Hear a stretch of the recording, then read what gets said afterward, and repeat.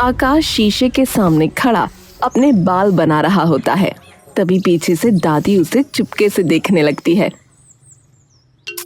दादी क्या है? नहीं, मैं तो ये देख रही थी कि किसके लिए इतना सज संवर रहा है। कहीं मेले में चित्रकला बेचने की जगह खुद के लिए रिश्ता तो देखने नहीं जा रहा। हाँ जी, जैसे आप बड़ा मुझे जाने दोगी, बिना खुद के मेरा रिश्ता देखने है। हाँ तो आकाश बाल बनाकर अपनी दादी की तरफ आता है। चलो दादी, मैं निकल रहा हूँ, अब सोनू भी आता ही होगा। आकाश दादी के पैर छूकर बाहर जाने ही लगता है कि तभी उसकी दादी उसे पीछे से रोक लेती है। सुन! आकाश पीछे मुड़ता है। जी? एक बार उसके सामने भी हाथ जोड़ लिया ऊपर जाकर। आकाश एक गहरी सांस भरकर अपनी नजरें नीचे कर लेता है।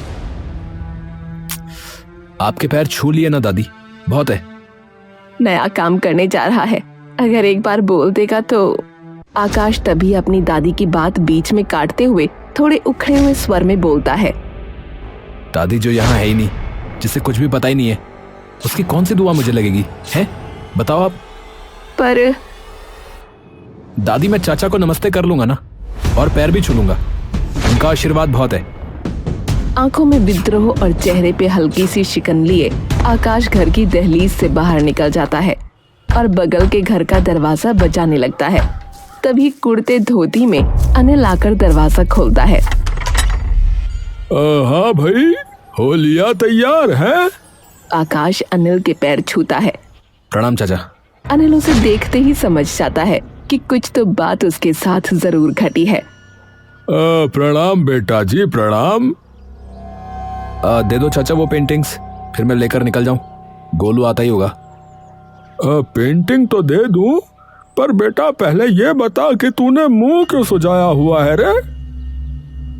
अरे कुछ नहीं यार चाचा, अब वो पेंटिंग दो ना। ओहो, इतना अच्छा काम करने जा रहा है, हैं? और वो भी दिमाग सड़ा के। अरे यार, हर बार वही बात करनी होती है चाचा दादी को कि ऊपर जाकर हाथ जोड़ के आ जाओ, हैं? अरे मैं क्यों करूं चाचा, क्यों करूं मैं, बताओ हैं? वो यहाँ पर दिख रहे हैं कहीं? जो अगर इतना ही दुआ देने वाला बाप था तो मुझे तो नहीं दिखा पिछले 17 साल से, तो क्यों जोड़ू हाथ में उसके? अरे ओहो भाई, शांत हो जा भाई, शांत हो जा, हैं? अरे बिल्कुल ही अंगारा हुआ पड़ा है। अरे लंबी सांस ले पहले, चल चल। अनिल एक लंबी सांस लेता है और उसे भी लंबी सांस लेने का इशारा करता है। आजा अंदर आजा। अनिल अंदर कमरे में जाकर 9-10 चित्र ले आता है और लाकर आकाश को दे देता है।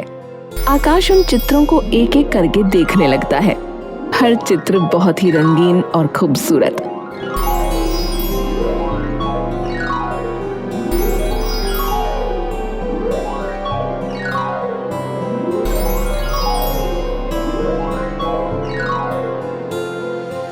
अरे वाह चाचा जी, हैं? आपके तो हाथ में पेंटिंग ब्रश आते ही आप जादू कर देते हो। अरे बस यूं समझ कि उस्ताद है तेरा चाचा। हाँ। आकाश हंसने लगता है। तो भी फिर इसकी दुकान लगाएगा? हाँ। अरे दुकान लगाऊंगा नहीं, उधर की दुकानों पे बेचूंगा। अरे उनके पास पहले से ही इतना सामान होता है तो ये क्यों लेंगे वे, हैं? अरे चाचा, आज लोगों को खूब शौक है अपने घरों में ऐसी चित्रकला टांगने का, तो भाग के लेंगे वो तो। हाँ, अच्छा ठीक है भाई, ठीक है। तभी बाहर से सोनू की आवाज उसे आती है। अरे अक्की ओए, अरे आकाश। आ गया। चलो चाचा, मैं चलता हूँ। ठीक है ठीक है। अरे आ गया भाई, आ गया। अरे यार फटाफट चल भाई, एक बार भीड़ लग गई ना तो दुकानदारों से बात करना मुश्किल हो जाएगा, बता रहा हूँ। हाँ यार चल। तू क्या लाया रे? सोनू अपने थैले में से गुलाब के फूल निकालता है। ये बेचेगा? हाँ यार, वो भी लड़कियों को। अबे तेरे मुंह पे चप्पल मारेंगी वो। हाँ अबे यार, तो मैं तो बस बेच ही रहा हूँ ना यार, मैं क्या कर रहा हूँ बता। आकाश उसे थोड़ा सा धकेलता है। तो ठीक है, तू जाके बस स्टैंड पे बेचना, वहां ज्यादा बिकेंगे।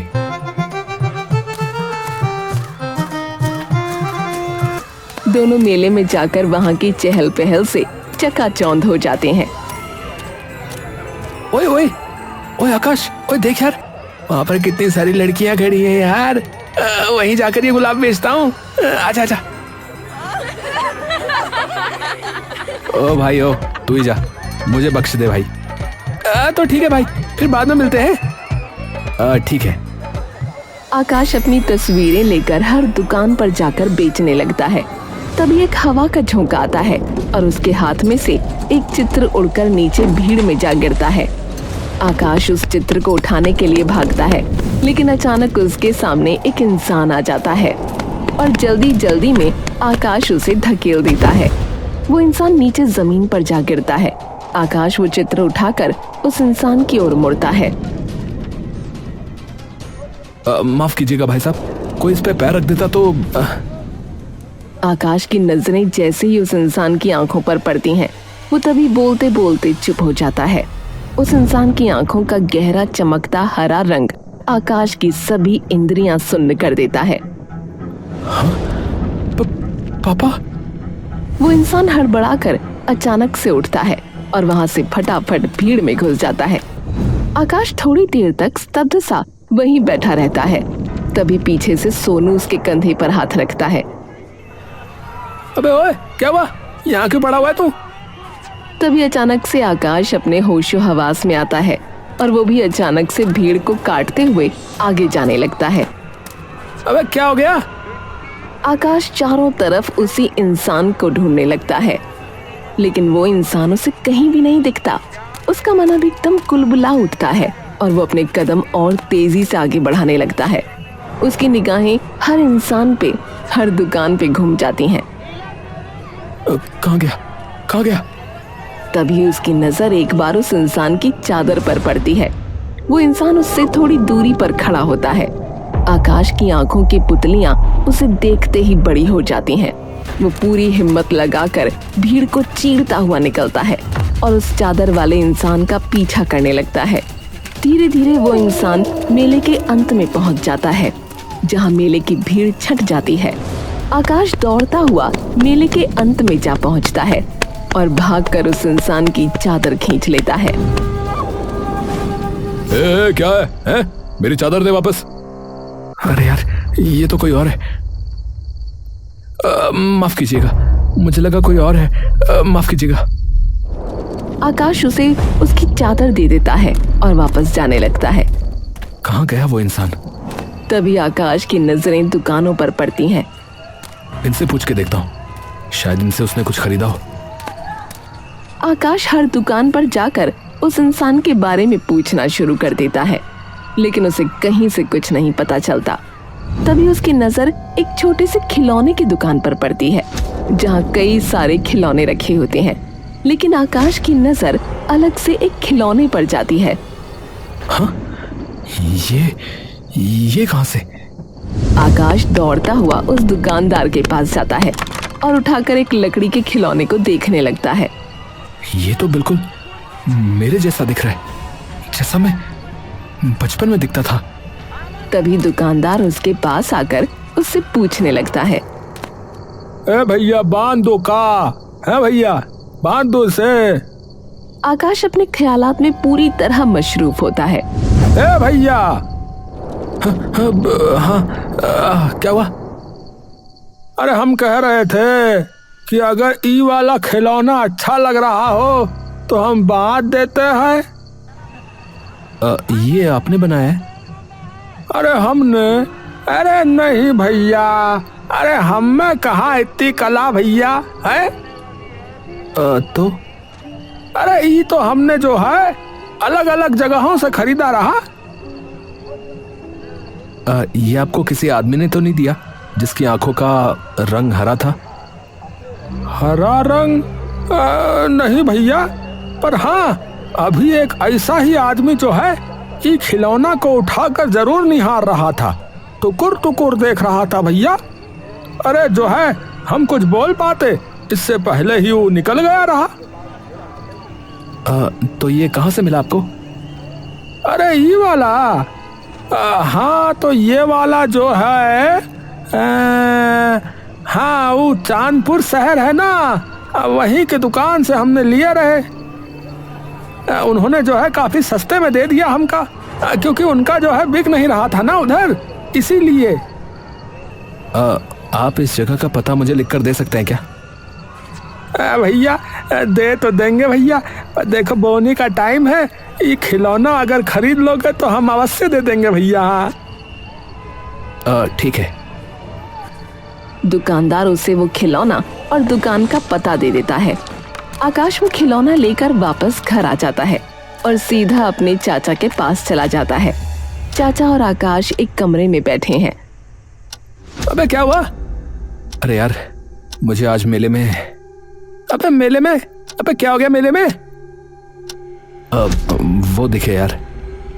कौन कौन दिखे बे? अबे पापा यार। सोनू थोड़ी देर के लिए ये सुन के सन्न रह जाता है। अबे क्या बोल रहे? पर ये कैसे हो गया यार? सोनू थोड़ी देर बाद बिना हिले असमंजस और अविश्वास की निगाहों से आकाश को देखता रहता है। उन्हीं की आंखें थी, मैं पक्का जानता हूं, इतना तो मुझे याद ही है। अबे तो तूने क्या किया? अबे यार कुछ भी नहीं, इससे पहले कुछ कर पाता, वो फिर से गायब हो गया यार। और फिर मुझे ये खिलौने वाला दिखा, जिसके पास से मुझे ये मिला यार। अबे यार ये तो बिल्कुल तेरे जैसा ही दिख रहा है, जैसे तू बचपन में दिखता था। पर कोई और भी तो हो सकता है यार वैसे। अरे चाचा जरा ध्यान से देख, कपड़े भी तो वही पहने जो उस फोटो में, और बस वही एक फोटो है उनकी और मेरी। और मैं हूं या नहीं ये तो वहीं जाकर पता चल पाएगा कल। अरे तू छोड़ ना, क्यों जाना है तुझे? हैं? यहाँ सही तो चल रहा है। नहीं नहीं चाचा, जवाब तो मैं लेकर रहूंगा उनसे। अरे क्यों फालतू में खुद को तंग करना है तुझे? है फालतू में नहीं चाचा, 17 साल चाचा, 17 साल। माँ तो पैदा होते ही चल बसी, और बाप भी ऐसा कि अपनी औलाद को अकेले छोड़ के भाग गया। तो सवाल तो पूछूंगा कि ऐसा क्या हो गया था, कोई कमी थी मुझ में? अरे अरे तू शांत हो जा रे, इसीलिए मैं कह रहा हूं। देख अभी कैसा बावला हो रखा है, अभी जाकर सो जा, कल सुबह देखते हैं। अच्छा चल जा। आकाश चुपचाप जाकर सो जाता है। आकाश के चाचा सुबह सुबह आकाश के कमरे में उसे देखने के लिए पहुंच जाते हैं। देख लो इसे एक बार ठीक से, सो गया कि नहीं, कहीं यूं ही भटकता ना फिर रहा हो पूरी रात। अनिल जैसे ही अंदर घुसता है उसे उसका बिस्तर खाली दिखता है और कमरे में कोई नहीं होता। अनिल नीचे जाकर दादी से पूछता है, माँ ये आकाश कहाँ गया? पता नहीं, सुबह सुबह नहा धोकर निकला, बोला कि शहर जा रहा हूँ। हे भगवान। बहुत इकट्ठे कर लिए सवाल, अब जवाब का वक्त है। आखिरकार आकाश उस दुकान पर पहुंच जाता है जहां से वो खिलौना आया था। वो उस दुकान के अंदर घुस जाता है। आकाश उस दुकान में जाता है, तभी दुकान का एक कर्मचारी उसके पास आता है। नमस्ते सर, बताइए मैं आपकी क्या मदद कर सकता हूँ? आकाश उस कर्मचारी को वो खिलौना निकाल कर दिखाता है। ये खिलौना आपकी ही दुकान का है क्या? कर्मचारी ध्यान से चश्मा लगाकर उस खिलौने को देखता है। हाँ सर, ये है तो हमारी ही दुकान का। हाँ, टैग भी लगा रखा है पीछे। तो आप ये बता सकते हो कि आपको ये किसने दिया था या कहाँ से आया? ये हमारी फैक्ट्री का तो नहीं लग रहा सर, शायद ये सर की पर्सनल कलेक्शन में से हो। मतलब? बहुत सी बार सर अपने पसंद के कुछ टॉयज ले आते हैं। वो खुद बनाते हैं? हाँ, उन्हें बहुत शौक है ऐसे लकड़ी के खिलौने बनाने का। ये सुनते ही आकाश का दिल जोर जोर से धड़कने लगता है। वो हैं अभी यहाँ? हाँ, ऊपर अपने ऑफिस में है सर। ये सुनते ही डर से आकाश का शरीर गर्म पड़ जाता है। आकाश धीरे धीरे अपने कदम ऑफिस की ओर बढ़ाने लगता है। उसका हर कदम के साथ पैर और सख्त होता जा रहा था। वो धीरे से ऑफिस का दरवाजा खोलता है। वहाँ एक आदमी पीछे की तरफ मुड़कर किसी से बात कर रहा था। सवाल, और क्या बोलूं? आकाश की आंखों में आंसू और उसकी सांसों में उखड़न आ चुकी थी। वो इंसान अचानक से पीछे की ओर घूमता है। हाँ जी, बताइए। आकाश उसे देखकर चौंक जाता है। वो इस खिलौने के बारे में पूछना था। खिलौना देखते ही वो इंसान उसके पास आ जाता है। ओह, तो ये तुमने खरीद लिया? जी हाँ। आप मुझे ये बता सकते हैं कि ये खिलौना किसने बनाया है? हाँ यार, ये मैंने ही बनाया है, पर बहुत साल पहले। पर किसी ने खरीदा नहीं इसे। आकाश की सारी उम्मीद मानो उसकी मुट्ठी से एकदम फिसल जाती है। क्या हुआ? तो ये आपने अपने आप से बनाया है? हाँ भाई। आकाश सिर झुका लेता है और वापस जाने लगता है। पर मैंने इसे एक मिट्टी के पुतले को देखकर बनाया है। आकाश की गर्दन तभी एकदम से ऊपर हो जाती है। क्या? हाँ भाई, मैं एक बार कहीं से आ रहा था और वहां एक औरत ऐसे ही मिट्टी के खिलौने बेच रही थी। उसके पास था ऐसा दिखने वाला खिलौना। क्या?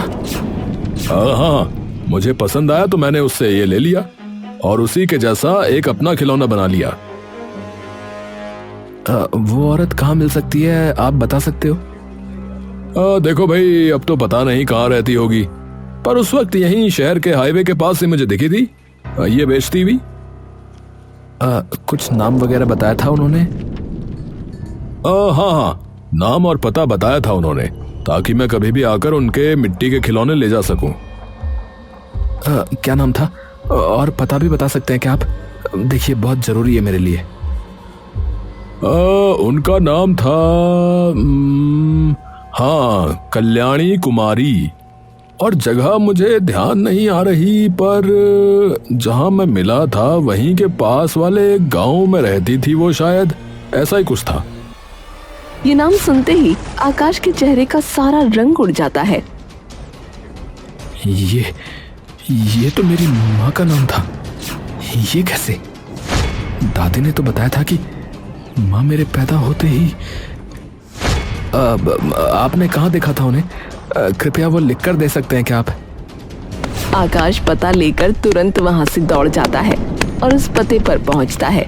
वहां आसपास सिर्फ एक जंगल होता है। यहाँ तो कुछ भी नहीं है। आकाश तभी वहां जाते एक इंसान से पूछता है। अरे भाई साहब, यहाँ आसपास कोई गांव है क्या? हाँ भैया, यहाँ से 1 किलोमीटर दूर जो है डुमली नाम का गांव पड़ता है भैया। हाँ, ठीक है भैया, धन्यवाद। आकाश थोड़ी ही दूर चलकर गांव के पास पहुंचने ही वाला होता है। आकाश चलता जा रहा है, तभी कोई इंसान उसके पीछे से आता है और एक पत्थर अपने हाथों से उसके सिर पर दे मारता है। सामने मंजर अचानक धुंधला हो जाता है। आकाश एकदम से चक्कर खाकर नीचे गिर जाता है। उसके सिर से बेहिसाब खून बह रहा होता है। आज सारा दर्द खत्म, सब कुछ खत्म।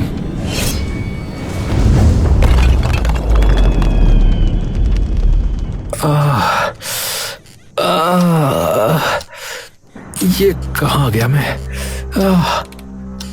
आकाश इधर उधर देखता है, तभी उसकी नजर एक औरत पर पड़ती है जो जमीन पर बैठी है और आंसुओं भरी आंखों से मुस्कुराते हुए उसे देख रही होती है। आकाश का पूरा बदन सिर पर लगी चोट के दर्द से कांप रहा होता है। आप? वो औरत उठकर धीरे से आकाश के पास आ जाती है और उसकी आंखों में देखकर उसके सिर पर प्यार से हाथ फेरने लगती है। जैसे ही आकाश उस औरत की आंखों में झांकता है, वैसे ही उसकी आंखों से अचानक आंसू फूट पड़ते हैं। माँ। हाँ, मेरा राजा बेटा। आकाश फूट फूट कर रो पड़ता है और अपनी माँ के सीने में एक छोटे बच्चे की तरह दुबक जाता है। बस बस बस, तेरी माँ आ गई ना, डर मत बिल्कुल, अब सो जा आराम से। आकाश काफी देर तक फूट फूट कर अपनी माँ की गोद में लेटा रोता रहता है। थोड़ी देर बाद शांत होने पर उसकी माँ उसे बिस्तर के सिरहाने से लगाकर बैठा देती है। पर मुझे कुछ समझ में नहीं आ रहा माँ, ये क्या हो रहा है? आप जिंदा हो? दादी ने तो कहा था कि आप मेरे पैदा होते ही चल बसी थी।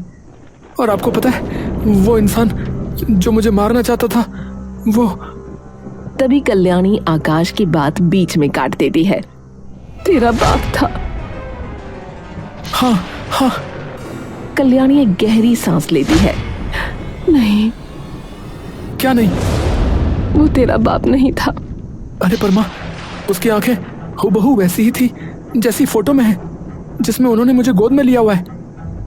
इंसान तो वही है बेटा, मेरा पति, पर तेरा बाप वो नहीं है। ये सुनते ही आकाश पर मानो बिजली गिर जाती है। आकाश को कुछ पल पहले जो चोट का दर्द सता रहा था, अब वही दर्द कल्याणी की बात सुनकर मानो उसे जरा भी महसूस नहीं हो रहा था। ये क्या बोल रही हो माँ? हाँ बेटा, सच है। मतलब आपने पापा को धोखा दिया?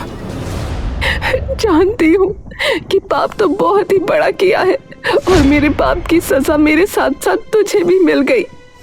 मुझे माफ कर देना मेरे बच्चे, मैं हाथ जोड़ती हूँ और तू कहे तो मैं तेरे पैरों में भी गिर जाती हूँ।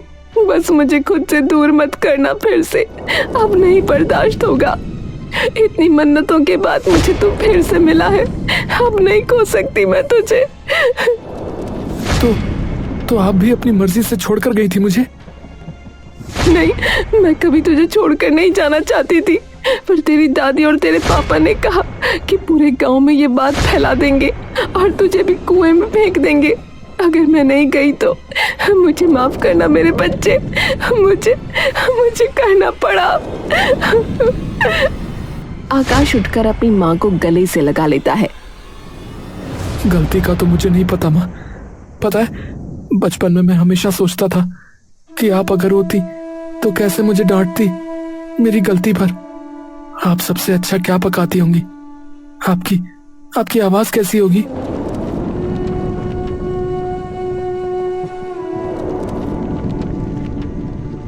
मुझे माफ कर देना मेरे बच्चे, मुझे माफ कर देना।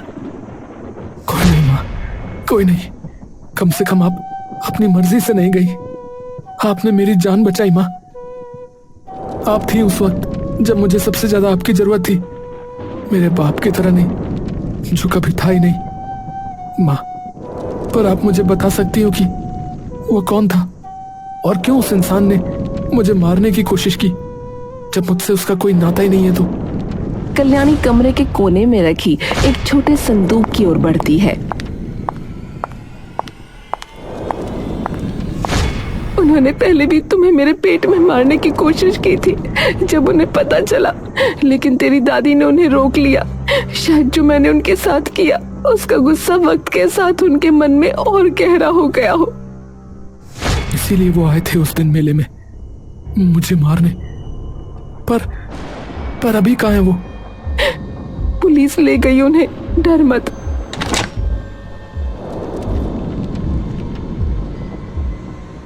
ये तेरे असली बाप का।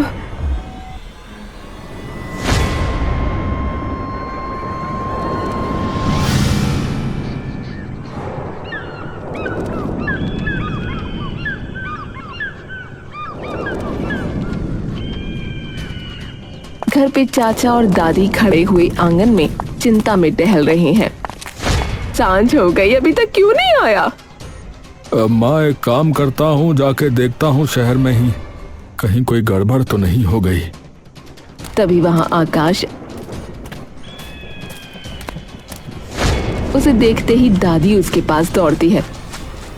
हे राम, क्या हुआ? तेरे सर पर चोट कैसे आई? दूर, पास भी मत आना मेरे। अरे आकाश, अरे क्या हुआ बेटा? चाचा, पहले मैं बताता हूँ कि क्या हुआ, फिर आपको भी बताना पड़ेगा। पहले मैं बताता हूँ। आकाश एक कागज निकालता है जेब से। ये मेरे बाप का है, मेरे असली बाप का। आकाश वो कागज अनिल के कदमों में फेंक देता है। अनिल वो कागज उठाता है। कागज को देखते ही उसका चेहरा एकदम से पीला पड़ जाता है।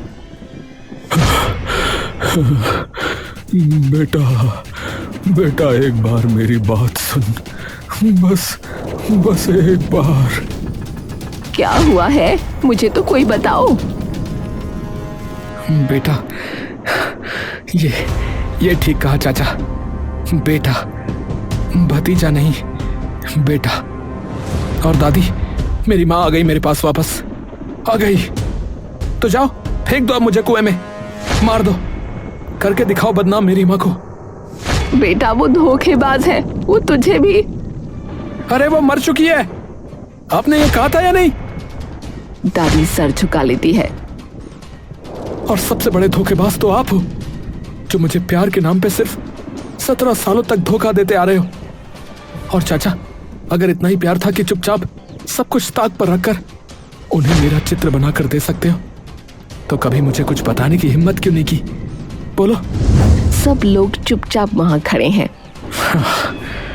ठीक है, जा रहा हूं मैं हमेशा के लिए। अब मैं और मेरी माँ अब आपके माथे पे कोई कलंक नहीं लगाएंगे। जियो खुशी से। आकाश मुड़कर वापस जाता रहता है। दादी उसे रोकने जाती है, लेकिन अनिल उसे हाथ पकड़कर रोक लेता है। जाने दे माँ, हमारे साथ इसका वक्त यहीं तक था। अब बेटा है, अपनी माँ का तो ध्यान रखेगा ही ना।